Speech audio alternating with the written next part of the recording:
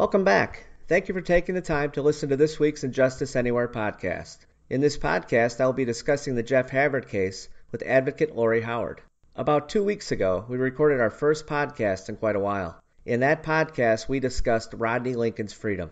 I will be honest, I was shocked to see how many listeners we still had after all this time.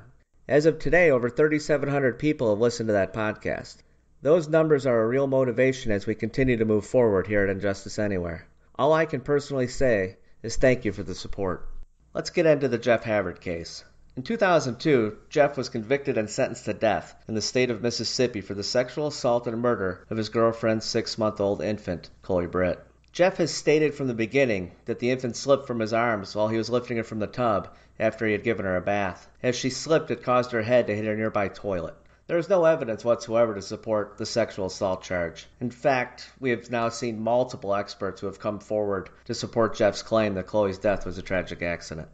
In May of 2016, the Mississippi Supreme Court ordered an evidentiary hearing for Jeff based on defense claims of new evidence due to the changes in science behind shaken baby syndrome. Last summer, after nearly 15 years on death row, Jeff finally had the opportunity to return to the courtroom of Adams County Circuit Court Judge Forrest Johnson with renewed hope that the truth would finally be heard. Judge Johnson presided over Jeff's trial back in 2002. That trial was speedy to say the least. Within a matter of 2 days, the court selected a jury, tried the case, received the jury's verdict, and then sentenced Jeff to death. All it took was 2 days, and Jeff was on death row. To put things into perspective, Jeff's evidentiary hearing was only dedicated to a single topic, and it provided no immediate decision from Judge Johnson. And it still took a day longer than the trial back in 2002. I attended the hearing last summer, and I will say that the defense provided powerful arguments for Jeff's innocence, even though they had one hand tied behind their back. Judge Johnson interpreted that the High Court ordered that the hearing could only review the charge of shaken baby syndrome based on those changes in science.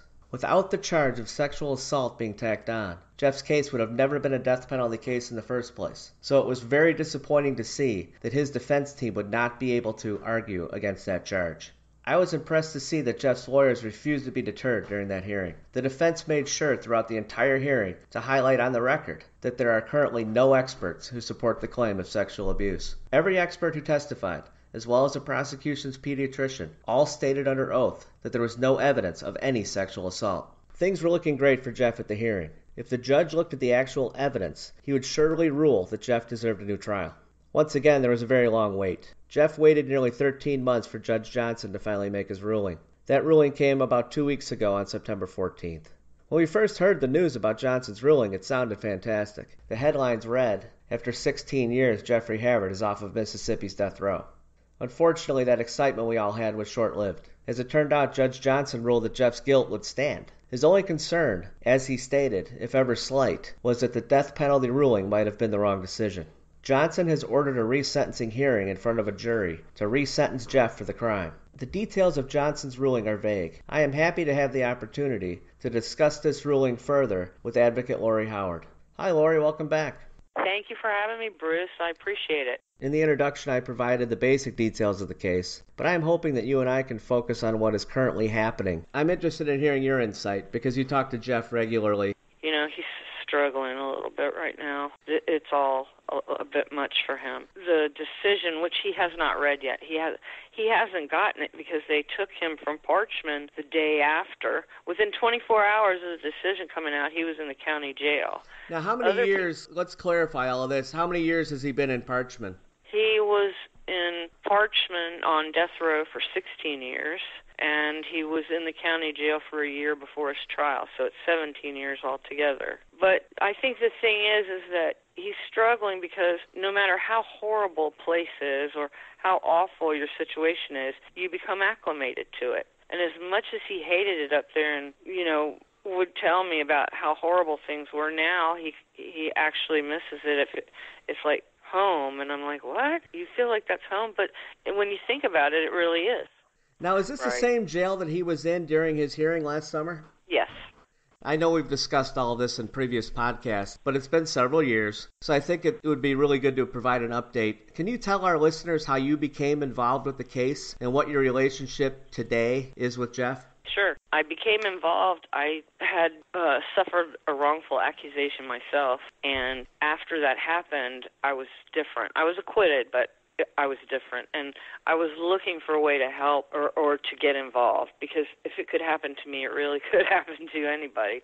So I joined Injustice Anywhere, and I asked a question on there, and Jeff's mother, Cheryl, came back at me and asked me to read the case info. You guys already had the website up, so I had easy access, and I read it all, and as I went through it, I became more and more horrified what had been done to him. I mean, it was a terrible, terrible accident, and if I, as a layperson, know that, how could they not have known that? He was railroaded into a death sentence, and that's how I started working for him then, and I've never stopped. And that's been 6-7 years now. Yeah, so, the time flies by, doesn't it? Yeah, and truthfully, when I first started doing it, I had no intention of getting involved with him on a personal level. I just wanted to advocate and say, hey, this is wrong, we need to look at this, you know. But I guess that's not who I am. I did get involved with him on a personal level. He's like my best friend. Knowing him helps me, actually, though, because I know that all this stuff the state says, for all their bluster and bluffing, they're full of garbage. He was trying to help a woman and a child who, needed help, and it ended up destroying his life because of an accident that hundreds of other people, it's happened, people have dropped their children all the time.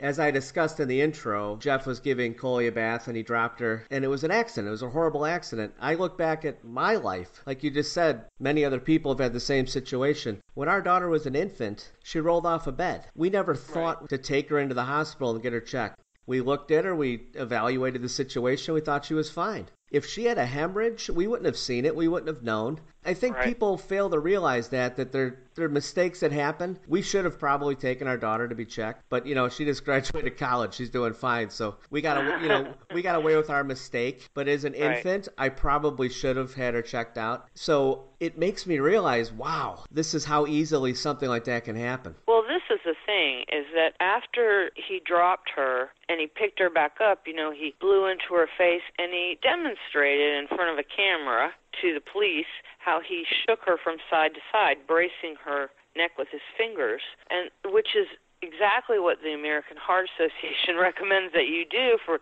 child CPR. She had lost her breath. She got her breath back and started wailing, and then she appeared playful while he got her dressed.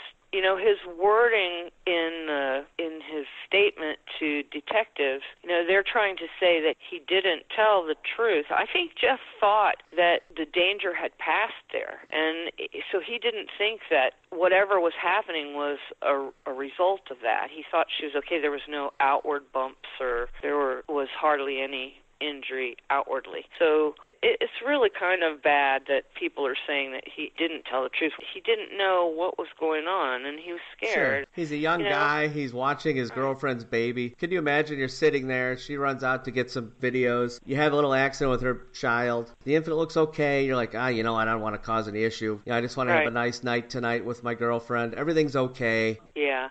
He was convicted on the basis of the underlying felony, too, and they wouldn't allow him to talk about the underlying felony during the hearing, but that's what made him eligible for the death penalty. Right, absolutely. That's what I wanted to talk about tonight. The evidentiary hearing, which took place last summer, you and I both attended that hearing in Natchez, Mississippi. Right. My daughter attended the hearing as well. We both left there with hope that things would get corrected and that Jeff would be eventually freed, because everything we heard favored his innocence. Yeah. Now, everything. I'd like to know how you, looking back at that time, not how you feel today, but how you felt on the last day of that hearing. What was your take on the hearing at that time when you left the courtroom on that final day? I thought that Jeff had hands down, I thought his defense team had shown hands down that the state was wrong, that the state rushed to judgment. I thought that the judge was going to overturn it. He asked good questions. I thought he listened well. I was positive that there would be a good outcome here. Not that it's a bad outcome, but it just isn't what we want, But yeah, I think... Right. I think now, before we get any further into it, just recently on September 14th, we received the news regarding Judge Forrest A. Johnson's ruling on the evidentiary hearing from last summer. The ruling initially on Facebook and Twitter, it brought cheers from supporters because the headlines read that Jeff Havard was no longer on death row. When looking deeper into the ruling... Well, we all did it. I mean, I did it too. I was like, wow, he's no longer on death row. That's fantastic. But when we looked deeper into the ruling and we finally got the amazing 5-page decision from the judge, there was very little to cheer about. How did you feel when you actually got into the news of what the judge said, and can you describe to us exactly what took place? Well, the judge vacated his death sentence because there was slight pause. I think it was his wording, or a pause, however slight, I think he said. And so he vacated Jeff's death sentence, but he had the conviction remain intact. The conviction for the murder, the conviction for the underlying felony, which was a sexual assault that never occurred, and everybody agrees it never occurred, but he wasn't allowed to bring that up during the hearing. So let's stop right there for 1 second. The judge ruled that his guilt stood, which means that sexual assault ruling from 2002 still stood, even though Jeff was not allowed to argue that during the hearing. They proffered testimony, which is like, just for the record, it's not official, but the judge heard every witness say, even the state's witnesses.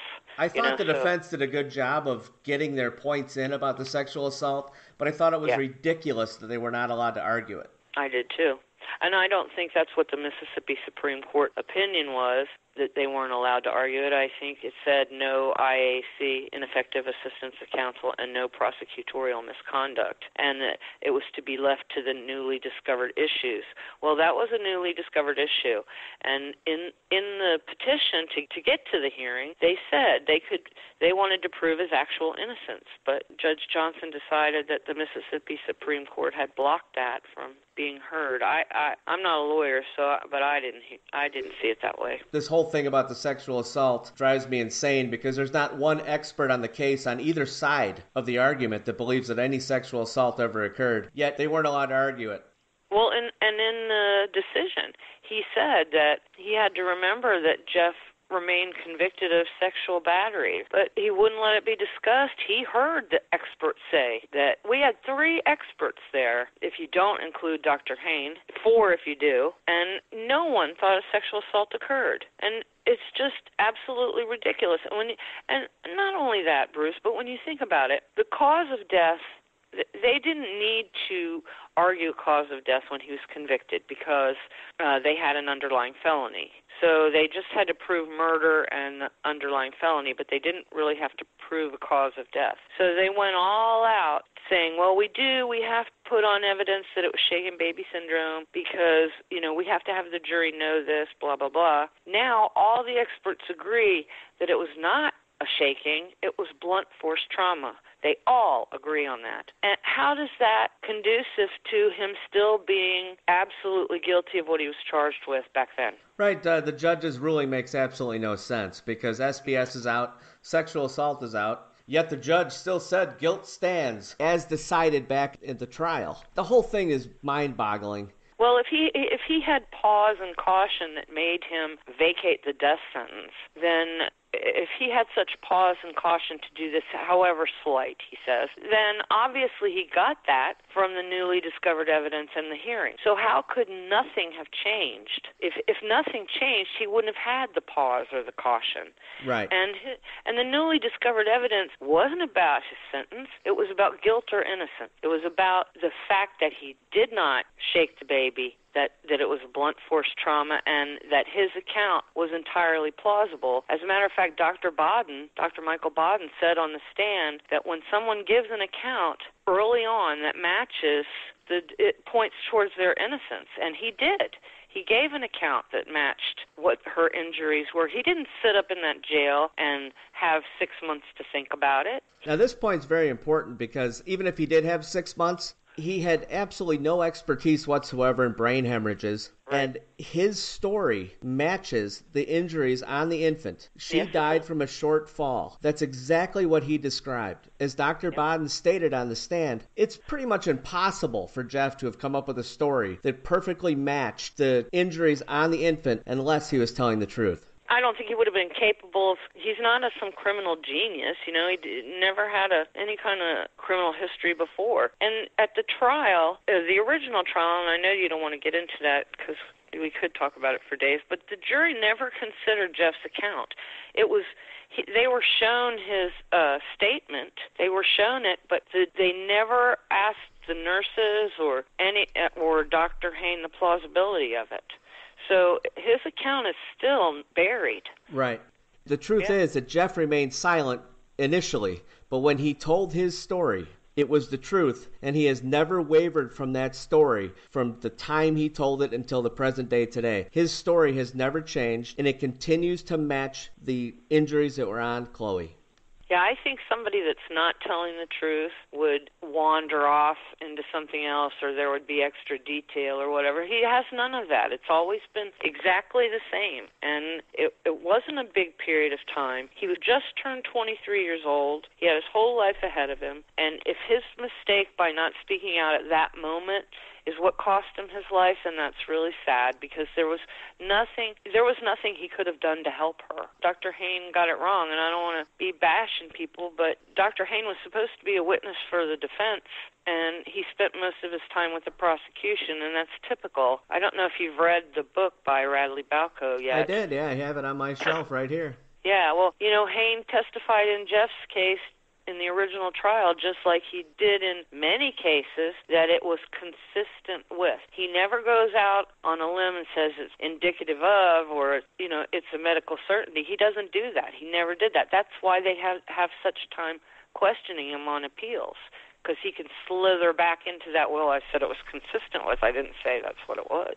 Right. I mean, we know Dr. Hain has a really shady history, but we have to work with what we have with this guy. I mean, I sat 2 seats from him as he was drawing stick figures trying to show Jeff's stepfather what happened in the case during that hearing. Oh, you saw that?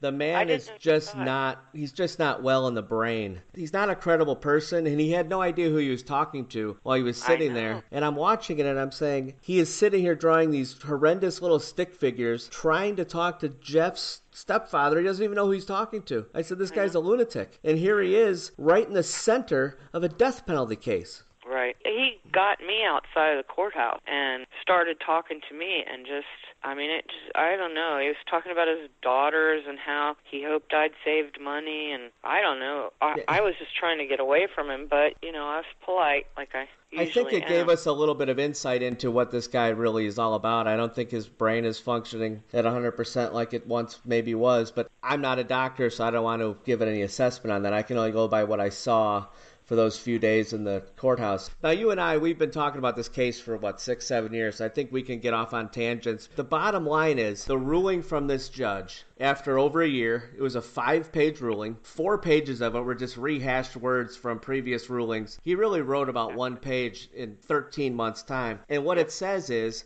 he believes Jeff is guilty, but he just wants to have him resentenced. So now the next step is to put this in front of a jury who was not at the trial, doesn't know anything about the case. They're going to have a short hearing, and then they're supposed to decide what his proper sentence is. The only possible sentences for Jeff, the way it stands right this minute, is the death penalty or life without parole. Those are the 2 options available to a jury. Right. And that's absolutely ridiculous because we know that there was no sexual assault. So even if you're a person that says, hey, Jeff was alone with the infant, she died while in his care, that would be a manslaughter charge, and he'd be free already. I disagree with that assessment, but even if you believe that, he'd already be free. So life without parole is absurd with the evidence we have today. So for me, this judge's ruling, I view this man as an absolute coward. I think he was I do too. afraid to do the right thing. He's going to retire. He's in a small town. And I think that he was completely terrified of what would have happened if he turned on everybody and said, wait a minute, you guys screwed this up. This guy doesn't deserve to be in prison. He needs a new trial. That's the impression we got at the end of the hearing. I think you probably did too. And then he comes out with this horrible decision that I just have to believe that somebody got to him, or he just didn't want to be the one to let Jeff go. Let the higher court handle it. But that isn't the next step. Jury resentencing. Right. Tell us about that. Jeff has not exhausted his appeals. So before we get into that possible resentencing, tell us what the next step really is. They filed today a motion to amend to the Adams County Circuit Court to Judge Johnson. So they pointed out, I haven't seen it yet, I probably won't see it till tomorrow, but basically pointing out the error and what's logical and what's not logical, because the hearing had nothing to do with the sentencing. No one's ever argued a sentence.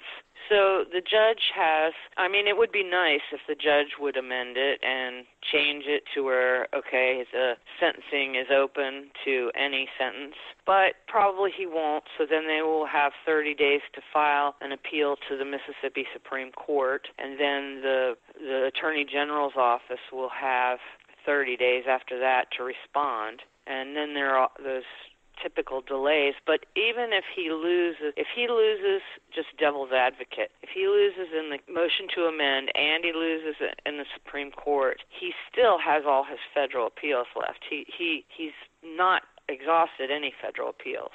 Right. So the sad thing about Jeff's situation is, I truly believe that this will be amended someday. I think it's on chugging along. It's just so slow. And he was 23 when he got sentenced. Now he's almost 40. So, and it could take another 10 years. That's the real problem. He has had no life. Right. Exactly. And it's sad for him. My heart is broken for him. I mean, let's look at it. Look at how slow everything works. Just for the evidentiary hearing. I mean, it took over 2 years for the entire process to complete itself. From the time we heard back in, over 2 years ago, we heard that he was going to get an evidentiary hearing. And then it took over a year for the hearing to occur. Then it took over a year for a decision. Right. I mean, what is Judge Johnson doing in his life? It took him a year to write one page? Well, yeah, and it was a copy-paste job, the rest of it. It was copy-paste. Oh, it's pathetic. And everybody knew it was pathetic, and I don't understand how the man can take that bench every day, and look at people after he's done something. He's made a decision that's so horrendous. And I know there are people that disagree with me out there. They think that because he didn't speak up at that moment, I think it was a moment of confusion, and that doesn't make him a murderer, and it surely doesn't make him death penalty eligible. Where we stand today is Jeff's attorneys have filed an amendment to the judge's ruling. So we don't even know at this point if a resentencing hearing will take place. We have to wait and see what the decision is on that amendment.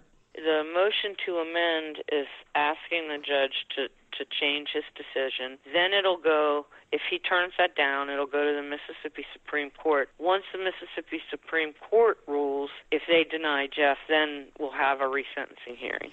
Okay, so there's 2 more steps before this hearing would even take place. Right. It's like hurry up and wait.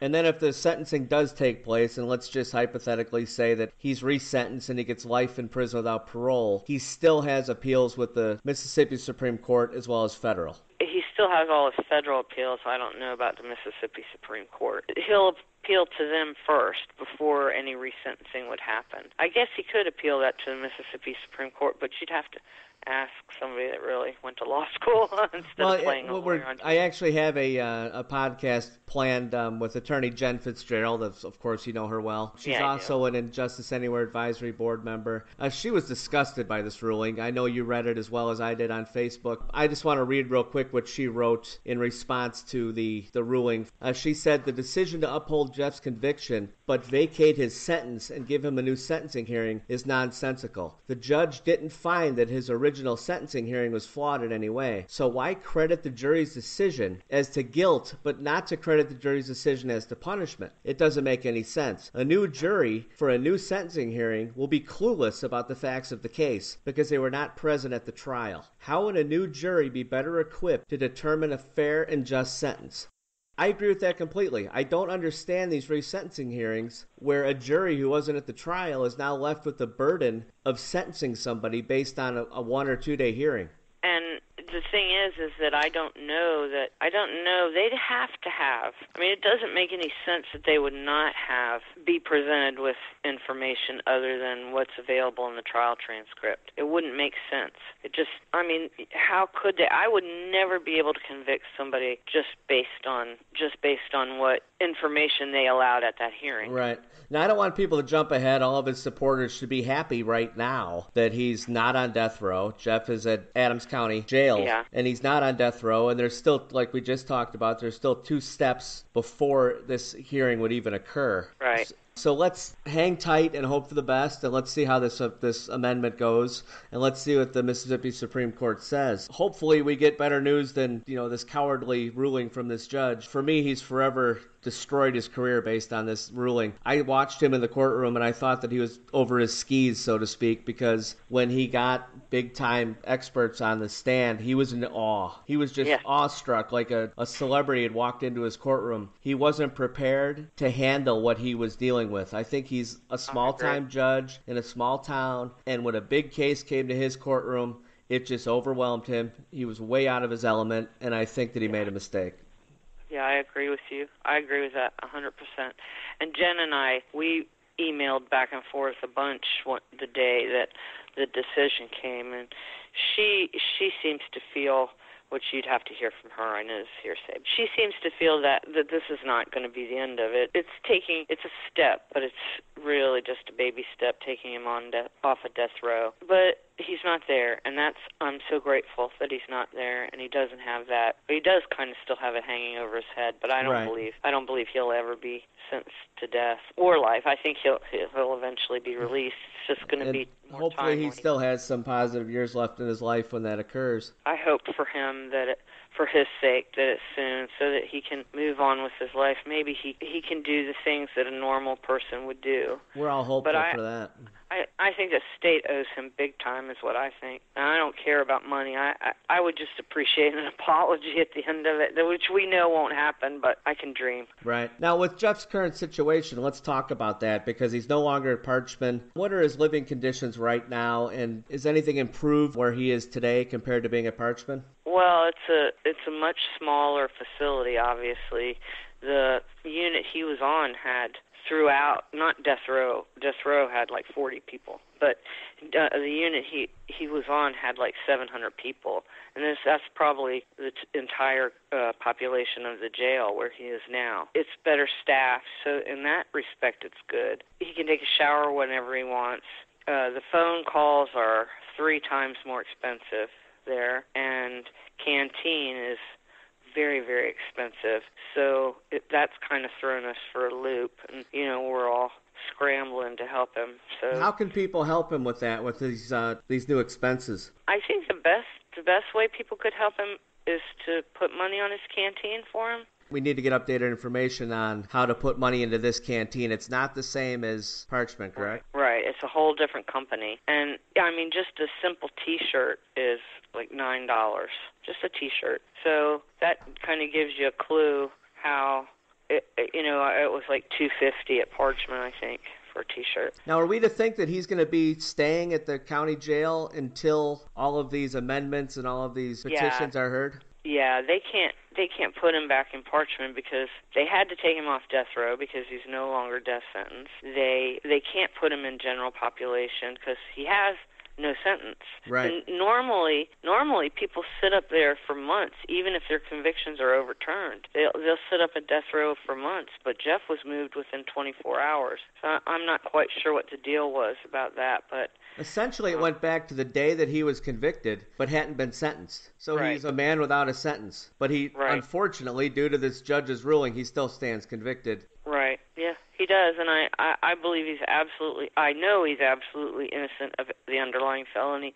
I know he's absolutely innocent of harming that child intentionally in any way. I just, I've been talking to him. I've been working on this case for years and years, and it's just obvious. And I don't know why the professionals can't see it on the other side of the fence. Well, you know what? I think they do.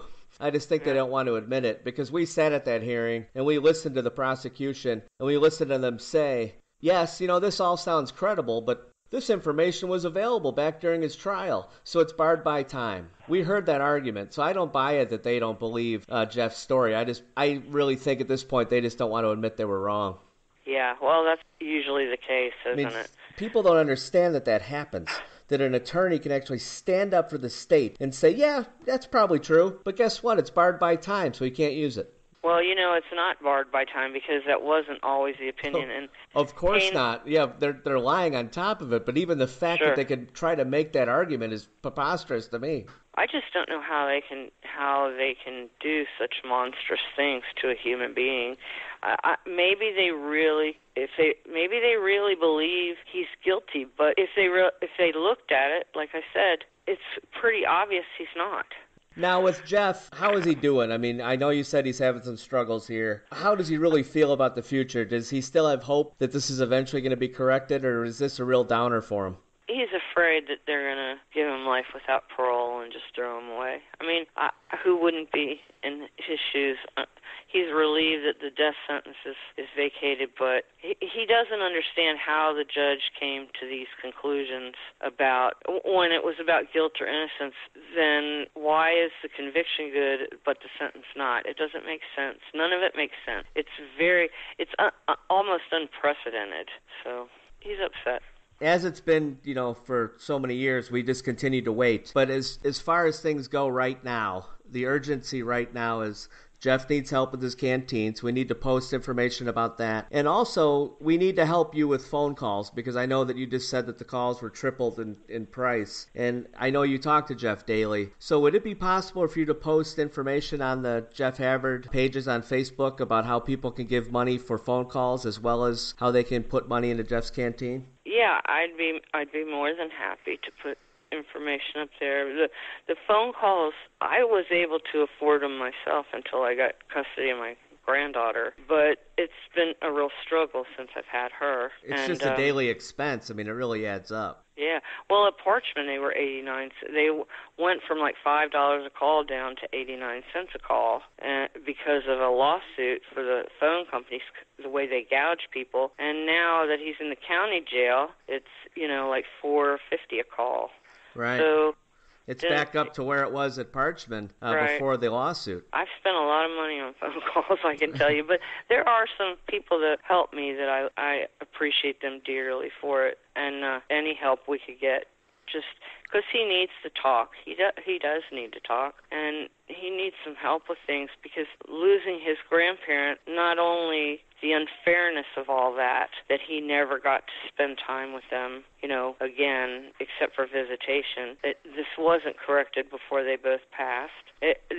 Just the fundamental unfairness of that is difficult, but they also supported him. Right. So he has his mother does. She does what she can, and you can't argue that she's not trying, because she is. But it's just, it never is enough. It never seems to be enough, and it's always a struggle. And I think the prison system is designed that way, to make families suffer as well as the incarcerated. Whether it's by design or not, families and friends and people who care certainly suffer along with those that are in prison. Yeah, I think my face has aged 10 years since I started. It's just by stress. Now, as we conclude the podcast here tonight, people can search Attorney Jen Fitzgerald on Facebook to read her full opinion on this hearing that she posted last week. They can search Facebook for Free Jeff Havard and Free Jeffrey Havard to learn more about the case. They can go to freejeffhavard.org to read more of the details on all of the case files and get deeper into the case if they like. There's an article on wrongfulconvictionnews.com that I wrote last year about the hearing, if people want to learn more about the hearing. And you're going to post on Facebook, so people can search Freeing Jeff on Facebook to learn how they can help with the phone calls and the canteen. Is there anything else we should add tonight? No, I think that's it. Just please, everybody, hope for the best. And if there's anything you can do, please speak out. Please talk to people about this case because, this is a man's life. I hope so. It was great talking to you as always. I know we could talk about this case all night long. I know. And we'll talk about it again, I'm sure. Hopefully we'll have better news soon. But I really want to thank you for taking the time tonight. Okay, thanks. And thanks to whoever's listening. As you have now heard, more than ever, Jeff really needs our help. If you are able, please consider making a donation to Jeff. Once again, please visit Jeff's Facebook pages. You can search on Facebook, Freeing Jeff, or Freeing Jeffrey Havard. You can also visit freejeffreyhavard.org. Jeff's fight continues. Please join us in that fight. And, if you get the chance, please check out our website, injusticeanywhere.org, to learn more about what we do. After viewing our site, before you go, please take a moment to click on the Club 22 logo at the bottom right-hand corner of the homepage to learn more about Lauren Hill. I think you will be inspired by her story. I certainly know I was. Thank you for listening. We appreciate the support. Catch you next time.